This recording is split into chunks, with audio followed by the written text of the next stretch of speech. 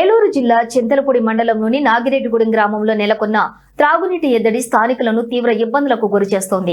గత 6 నెలలుగా ఈ సమస్య వేధిస్తున్నా అధికారులు పట్టించుకోకపోవడంపై గ్రామస్తులు ఆగ్రహం వ్యక్తం చేస్తున్నారు. గ్రామంలో ప్రతి 3 రోజులకు ఒకసారి మాత్రమే నీటిని వదులుతున్నారు. వచ్చిన కొద్దిపాటి నీరు కూడా చాలా తక్కువ సమయం రావడంతో ఇంటి అవసరాలకు సరిపడా నీటిని నిల్వ చేసుకోవడం సాధ్యం కావట్లేదని మహిళలు ఆవేదన వ్యక్తం చేస్తున్నారు. సమస్యపై ఇప్పటికే పలుమార్లు సంబంధిత అధికారులకు ఫిర్యాదు చేసినా ఇప్పటి వరకు ఎటువంటి చర్యలు తీసుకోలేదని గ్రామస్తులు ఆరోపిస్తున్నారు.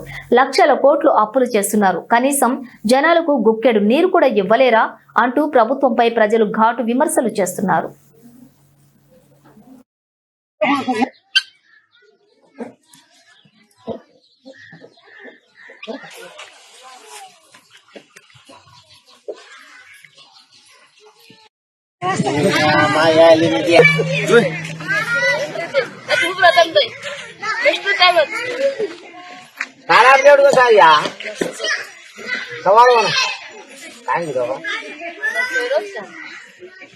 రాత్రి పూట 10-11 గంట ఇస్తాడు ఎవరు సరిపోతుంది. మా ఊర్లో